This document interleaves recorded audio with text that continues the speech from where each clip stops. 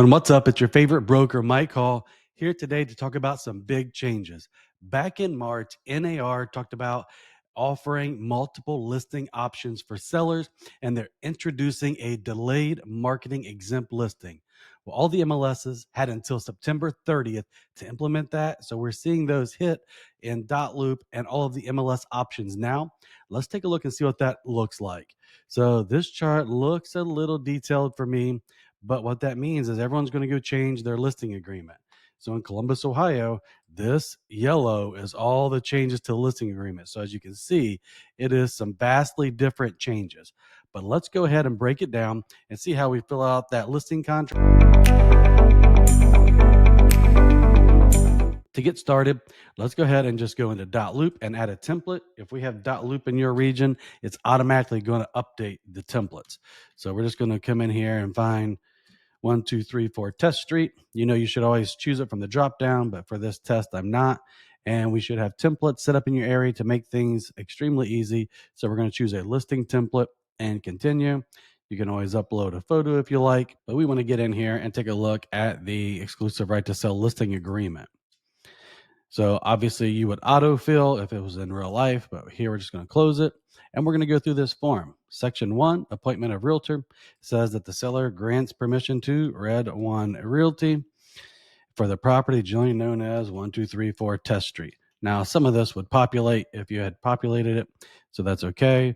And then we're going to take a look, and this works, and this is going to commence, and we're going to choose the day it commences, which is going to be the day that you're getting this signed with them through termination. By default, I just like to go 1, 2, 3, 4, 5, 6, and have it terminate in about 6 months.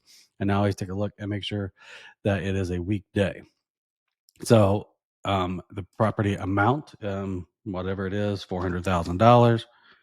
Please don't use 99s anymore. I think that is out the window. So don't do 399.9. 400 is better. It's going to hit more online searches. And then here's where it starts really changing. This property will be added to the MLS on the MLS entry date of, and you really need to talk to your client and find out when this is going to be added. So we're going to say, hey, this is going to be added to the MLS on Thursday the 9th. And then there's an option, and this is where the big change is. It can be active, it can be a brokerage exclusive, it can be coming soon, or it can be excluded from the internet, but you have to choose one of these four. So on this particular document, if we scroll down, it's going to go into detail about those. Active, just like we all know it, right? It's active, it's everywhere. Showings can occur, it's syndicated everywhere. A brokerage exclusive is different. So it says the property we submitted to the MLS. So now brokerage exclusives are going on the MLS entry date, but it's not going to show to other MLS participants. In the past, we didn't enter that. Now we have to. It can be up to $1,000 fine if you're not entering properties on the MLS, even brokerage exclusives. And then it goes on to say it will not be publicly marketed. If you publicly market it, it can be $1,000 fine. Look, these MLSs have a large settlement as well. They are going to fine people. Please don't let them fine you. Read through this in detail. It says you can't put it in public groups. You can't put it on social media. You can't do signs, email blasts. The only thing it does say is communication outside the brokerage needs to occur on a one-to-one basis. So if you're talking to a buyer, someone one-to-one, it's okay. But if you're out there posting it, it can be $1,000 fine. So that brokerage exclusive is there. Next is coming soon. So coming soon, it's still submitted to the MLS on the MLS entry date. Again, the MLS makes the rules. They want things on the MLS. And the property can be publicly marketed, just no showings. And I get this question all the time. What about this? What about that? I don't see any exemptions here. It says no showings. Well, it's in the coming soon status. That's it. And then the property will automatically roll over from coming soon to active. It's important to note, once a property hits active, it can no longer ever be coming soon. And then here's a new one, excluded from the internet. This basically means it's going to go in, it's going to be shown to other agents in the MLS, but it's not going to Zillow, Realtor.com, etc. I think lots of brokerage firms that have private listings that want to do this will end up with this option, as they really don't want it going to Zillow. If you want my opinion, here's what I'd do. I'd have it coming soon for a while and then go live. And when it goes live, I want it live on Saturday.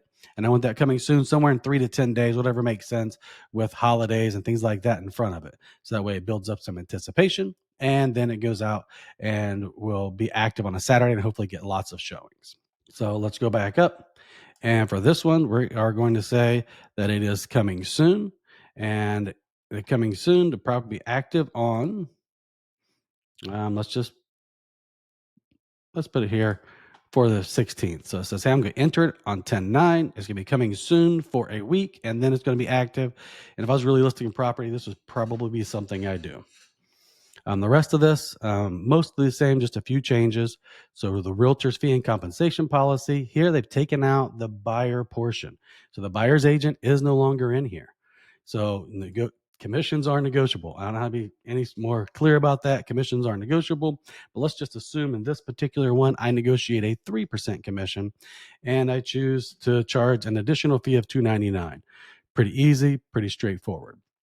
Section 2B says that the buyer is not represented by a brokerage, so the buyer is unrepresented. What will that compensation be? Well, I believe that if the buyer is not represented, I have to do a lot more work to get this across the finish line. So if it were me, I would charge 4% and $2.99. But again, this is negotiable. And then if an agent of the brokerage firm represents both the buyer and seller as a dual agent, you can negotiate your commission there. And let's just say, for example, I negotiate 5% commission here and that additional fee of $2.99. So really put that out there. And then here, I don't like that it doesn't really talk about the buyer's agent commission, because I'm going to set that expectation. Hey, Mr. and Mrs. Seller, it's very likely that the buyer, when they submit an offer, is going to write in commission, and it's negotiable, but you need to plan on that being part of the contract and being negotiated in that contract. And whenever you run your seller net sheets, I'd put that in there at different commission rates, maybe 1, 2, 3%, to show them what they'll net at different prices and different commissions to the buyer's agent. Section 3, pretty much the same. The realtor, we're going to cooperate with them. Agency, they're going to get our consumer guide. Protection period, I think this is important. Lots of people put in here 30, 60, 90 days, but it's important. This only counts if you notify the seller in writing the names of the buyers. And I feel like most of the time we don't know the buyers if it was just a showing, but if you have a contract, you should have that name. So any contracts, put that in there. Otherwise, there is no protection period if you don't provide a list of names. The seller's cooperation says they're going to authorize you to place it for sale on sign of the yard. They're going to convey clear title. So talk to them about that. Let them know they're going to fill out the residential property disclosure, possibly lead-based paint if it's before 78. Talk about the MLS, that most homes are bought and sold on the MLS. We're going to make sure that we go out here and put your home in the MLS, and it does not offer any type of compensation in the MLS. That's an automatic fine.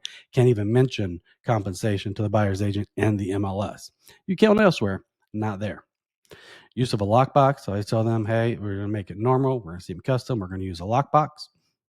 And they can allow people such as certified appraisers, home inspectors, access to the home without a real estate licensee. Find out if they have electronic surveillance. I think most people have a Ring doorbell at minimum by now. Talk about FERPTA, if for some reason that would apply to them and they're not a U.S. citizen. And then anything special would go in this box where if they say, well, if I sell it to my son's exempt. Say, great, this exclusive right to sell doesn't apply to your son, or whatever other objection that they have that you're willing to overcome here. From there, they will sign and we'll move on to the other documents. So I hope this helps. Lots of big changes, and they are implemented immediately. Thanks.